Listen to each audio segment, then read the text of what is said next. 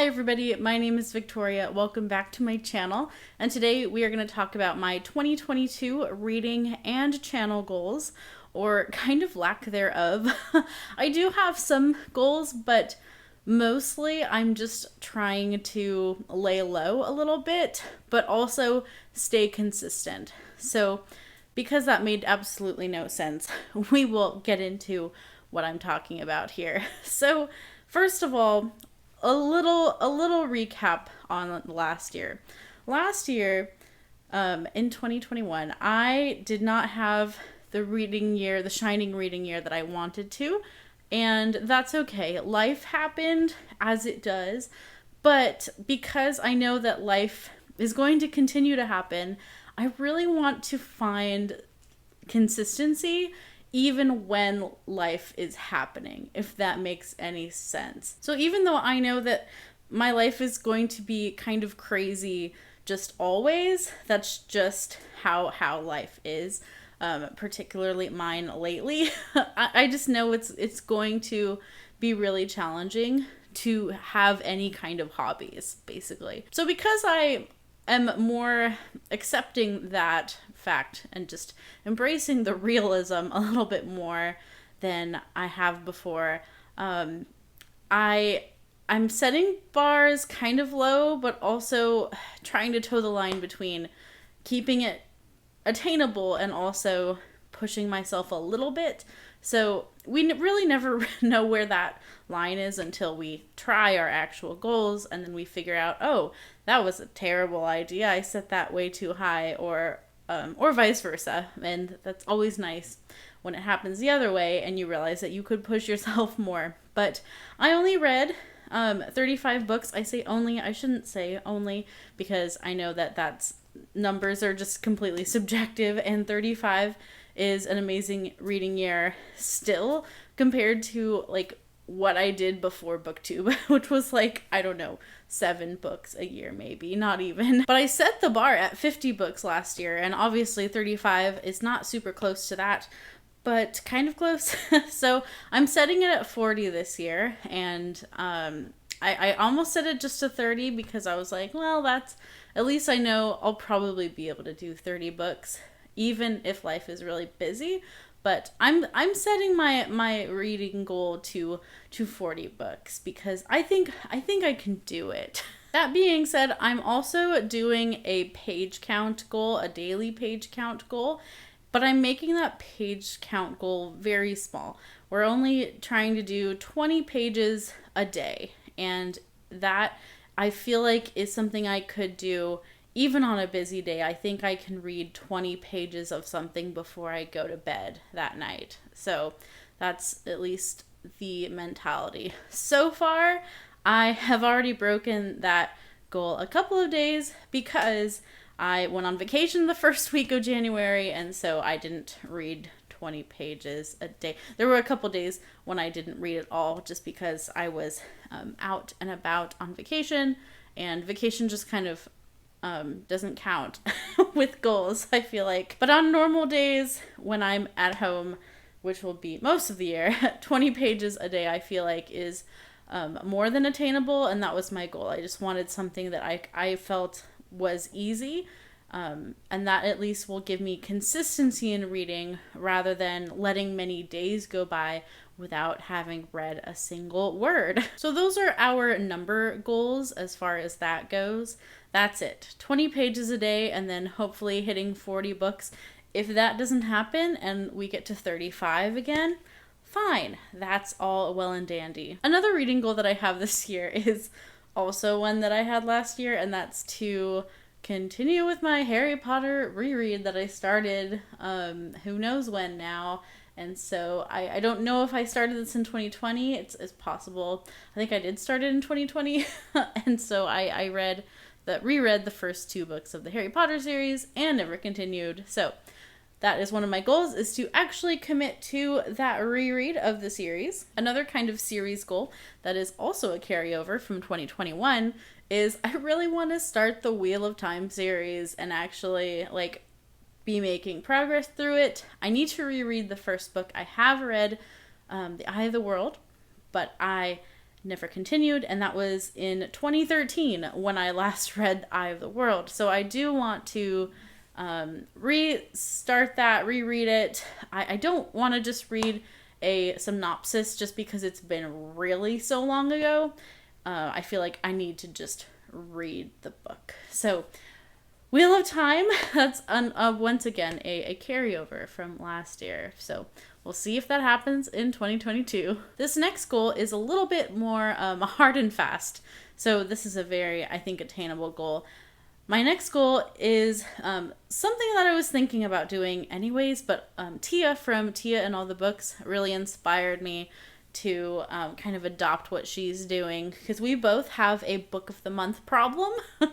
So I have a bunch of book of the months that I have not read. I think I have like 25 on my book of the month TBR that I haven't read from the last 2 years of having book of the month. I think so. So I have definitely a larger TBR from book of the month than I have actually read from book of the month. I think I've read like maybe 7 or 8 book of the month books since I've had the subscription, and we definitely don't want to make that worse. So while I'm not doing anything actively necessarily to like whittle down the 25, I don't have any like hard and fast rules with that, but my hard and fast rule is with getting new books. Excuse me. Oh, goodness. So after all that rambling, my third goal is to read new releases as soon as I acquire them. So this goes for any new release. If I buy it, if I pre-order it, I need to read it. I have to actually read it when I get it. So I would say within the month. And so that goes for the book of the month as well. And so I skipped the month of January because I knew I was not going to be able to read a January book of the month with the other reading plans that I had with Flannery O January, really wanting to focus on that. And so so far it's been working. I skipped the month of January, so we're not adding to this TBR pile unnecessarily. And then also I wasn't really interested in any of the January books, so that made it really easy. But that is my plan. So book of the month, if there can only be one. I can't get several. Also, I'm not going to get several book of the months in the box. At least that's what I'm saying right now. And so I have to read that book that I get that month that I get it. So that'll definitely be a challenge for me. But I think it's going to be better for my self-control, and it'll help me to actually make a little more room in my life too for reading my backlist behind me of book of the month. So that's our plan. I'm so far pleased with that plan. And then the last goal that I have that actually has to do with reading is to stick to my seasonal TBR list plan. So if you watched my winter TBR, I kind of talked about how I'm doing a new kind of TBR system. Well, it's not really new. I've been doing seasonal TBRs on and off for a while, but just the way that I have my TBR formed now is a little bit different. I'm using a TBR jar for 5 of those books. I'm putting 15 books per season on my TBR, and I get to choose the 10, and then 5 will be out of my TBR jar. So that'll help with both allowing me to have a say in what I'm reading and to make room for read-alongs and things that I know are coming up in that season.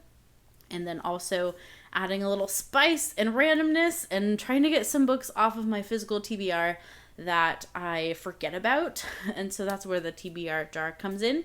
And then something, I don't know if I mentioned this in my TBR video, but whatever I don't finish in that season has to carry over to the next season. So that'll also help me to stay consistent and not to just kind of like drop books that I was interested in. So whatever I don't finish in my winter TBR, it'll carry over to my spring TBR. I had to think about what season came after winter. That shouldn't have been that hard for my brain to figure out, but it was. All my other goals have to do with more general things surrounding books or my channel. So this one that's kind of general is I want to redo my bookshelves to something that I'm happy with, something that's more functional. This room that I'm sitting in right now holds my books. You guys usually see this shelf. I've done bookshelf tours before and shown you kind of the other shelves as well, but this is the one that you guys see mostly. And the weird thing about my book collection is that they're kind of spread all over the place, which isn't necessarily a bad thing. It just depends on what you like and what works in your house, obviously. But I have this shelf, and then I have another shelf on this wall, and then I have two really short shelves over there. So if I could get rid of some of those short shelves and then maybe get another tall, like just have this whole wall maybe be books, I think then that would help with space on these walls, and then this room just generally needs to be more functional. This is my recording room / office / library. However, we're just kind of revamping some things in our house, and we'll be moving things around. So the bookshelves are a situation. I've never been happy with how they are and how my books are organized as well. So this is definitely a long-term kind of year-long project, but hopefully not too long. I definitely want to get this done within the first half of the year. So that is one of my general bookish goals, is to just revamp my bookshelves a bit into something that I'm happy with. All right, now actual channel goals. One of those goals is to incorporate individual book review videos into my channel more. I haven't been very good about that in 2021, and not for really any reason. Actually, maybe more because of just lack of filming time. But even so, I want to do at least one focused book review every month. Even though those videos don't do well with views right away, they are the best long term. And also, I just want to be able to dive a little deeper into the books that I'm talking about rather than just wrapping up 9 or 10 books at once. So definitely individual book reviews you will hopefully be seeing a little more frequently on this channel. Next goal is, I don't know if this is a good goal to put on my list because it's not like incredibly tangible or like quantifiable, but it's to get back involved with the booktube community and engage more. I really pulled away, not because I really wanted to, but because I had to, starting in the fall of 21 when I started my new job. I really just kind of like compartmentalized my brain space, and I just went like full-blown work mode, and I definitely neglected connecting with this community a bit. And so one of the things that I just want to be more conscious of is actually like talking to people on booktube more. And part of it is that I feel like I have the people who I talk to normally, but I want to make sure I'm also reaching out more and getting to know more of the community rather than just talking to the same people who I know and love, although I obviously want to keep talking to those people as well. But I also want to just engage more broadly, if that makes any sense, and maybe just do more like community building things with my channel, maybe do more live streams. Like I said, this goal is it's very wishy-washy right now because I haven't come up with anything like very tangible to tell you, but it's more of the desire of my heart to just connect with the community again, in a way that I kind of stopped doing. I did once on this channel, but then I kind of fell away from in the second half of 2021. So hopefully that makes some sense. But yes, just to generally engage more with the booktube community and to continue building relationships here. And then the last goal that I'm going to mention is just consistently posting every week. So far it's going okay. I want to also add Bookstagram to that too, which I'm awful about. I'm terrible at posting on Bookstagram, but I want to change that. Mostly I'm very intimidated by Bookstagram and the aesthetic. Like, I don't know how to please people aesthetically. That sounds kind of funny. But I don't know how to take cool pictures, and I always feel like a little bit silly posting on Bookstagram because the bar is so high with so many beautiful accounts that post so nicely, and they just post like the prettiest pictures, but that's not really what my Bookstagram will be and ever will be. So I don't know why I like have that pressure in the back of my mind, but I want to at least post like an actual post on Bookstagram once a week, aside from just like letting people know that I posted a video here. And as far as YouTube goes, definitely want to keep doing once a week. I think I can manage it. There's even once a week sometimes is a real push for me, depending on what's going on that week. So we're going to try it, and I think I'm going to stick to posting on Sundays just because it really gives me enough time. If I can film on a weekday, that's rare, but if I can, I'll have time to at least film and then maybe edit another day, or at least gives me Saturday to get my life together and film a video, which is what I'm doing right now on a Saturday. So I think Sunday is going to be my posting day, even though it's not like a wonderful viewing day, and it's not necessarily a day when I know a lot of like the analytics of YouTube say that Sunday is not a great viewing day for YouTubers, but it's the day that's probably going to be the most consistent for me. So this is going to be a Sunday booktube channel for now, until that, I don't know, maybe we'll see how it goes until it changes. But yes, so you can look out for Sundays from now on from a video from me. And that's all, folks. I'm not trying to really like reach for the stars in any crazy way this year. I'm just aiming for consistency and getting back into things because I just really felt like I kind of pulled away a bit. Again, not because I wanted to, but it just happened. So that's the name of the game right now, is just consistency